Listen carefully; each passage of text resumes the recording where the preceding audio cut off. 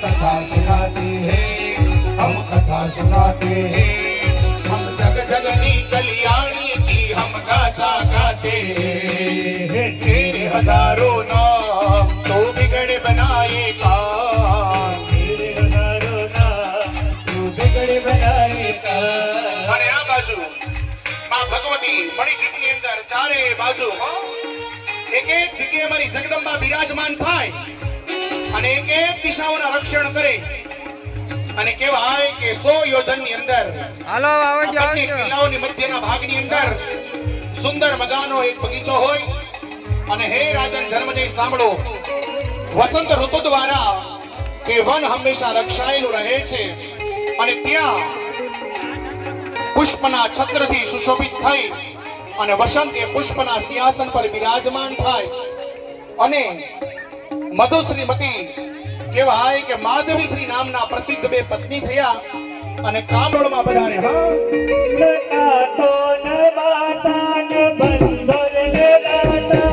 પુત્રો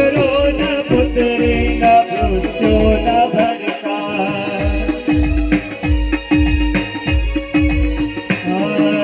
જાયન વિદ્યાન ભૃતિર્મમેવ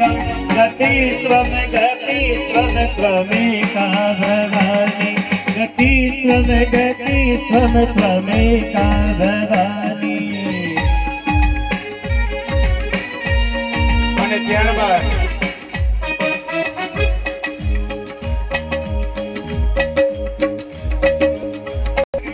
અમારે લલ્લુભાઈ ગોરી અને અર્જણભાઈ મેપાણી ગેલાણી, હા એ અમારે લલ્લુભાઈ ને અર્જણભાઈ આજ એમણે ઉદાર હૃદયના ભાવથી જ્યારે શ્રીફળનો સ્વીકાર કર્યો ને આજ એ શ્રીફળના સ્વીકારના કારણે આપણી આ કથા નિર્વિઘ્ને સંપન્ન થઈ. એ બંને ભાઈઓને પણ જોરદાર તાળીઓના નાદથી આપણે વધાવીએ. હા અને ખાલી એક નજારો કરો મારી જોગ માયાઓ કેવી અદ્ભુત લાગે છે. હા કે આપ ધણાશી રોઢણા અને એ હેમાળો ગજહાર ભક્તના શેખ સાંકળા અને મારી શક્તિ અહીંયા અલગ અલગ રૂપની અંદર મારી જગદંબાઓ બિરાજમાન થઈ છે અને અહીંયા જગદંબાનું જે નિવાસ સ્થાન હોય એની કથાને શ્રવણ કરતા કરતા આ બાજુ જન્મજય રાજાને દેવી ભાગવતનો મહિમા અંતે બતાવે છે અને એ અંતે મહિમાને બતાવી સુધજી કહે છે કે હે ઋષિઓ આ પુરાણ વેદના સિદ્ધાંતોને બોધ કરાવનારું છે. વડના પત્ર પર શયન કરવા વાળા ભગવાન વિષ્ણુ દેવીએ એનો ઉપદેશ કર્યો અને ત્યાર પછી વેદ વ્યાસજીએ સુખદેવજીને ભણવા માટે તેનો સાર ભાગે એટલું એને ફળ પ્રાપ્ત થાય. એ વિદ્વાન ભક્તાની વસ્ત્રથી આભૂષણથી દ્રવ્ય દાન દઈને પૂજા કરવી અને મુનિ કાં તો પોતાના હાથે લખેલી અથવા તો કોઈ લેખકના દ્વારા લખાયેલી એ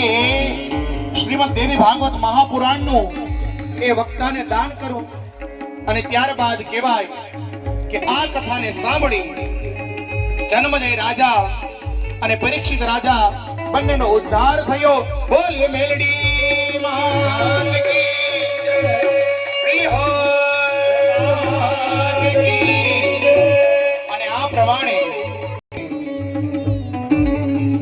અને આ કથાની અંદર જે મનુષ્ય આ શ્રેષ્ઠ દેવી ભાગવતનું નિત્ય શ્રવણ કર્યું હોય તેના જીવનની અંદર હે માં ભગવતી તમામ પ્રકારની સુખ શાંતિ પ્રાપ્ત કરાવનારી બનજે અને એના ઘરની અંદર અન્ન અને ધનના ભંડાર ભરપૂર રાખનારી બનજે અને એ 4 નવરાત્રીની અંદર જો કોઈ જીવાત્મા દેવી ભાગવત મહાપુરાણનું શ્રવણ કરે, આનું મનન કરે, આનું ચિંતન કરે ને, તો હે ભગવતી, એ જીવાત્માના જીવનની અંદર ક્યારે પણ મહામારીનો રોગ ન થવા દેતી. અને ત્યારબાદ આ પુરાણની અંદર આ વાક્ય લખવામાં આવ્યું નથી. એમાં આ સર્વની ઉપાસના કરવાની વાત છે. કારણ કે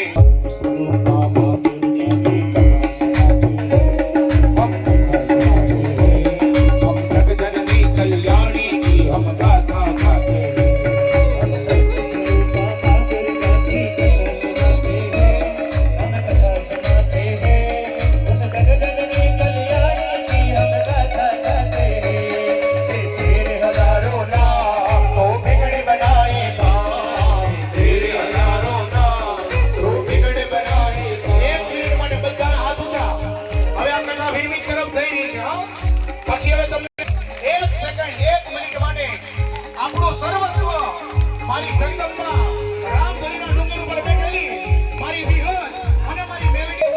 બડે ભાવ છે. આની બંબાઈ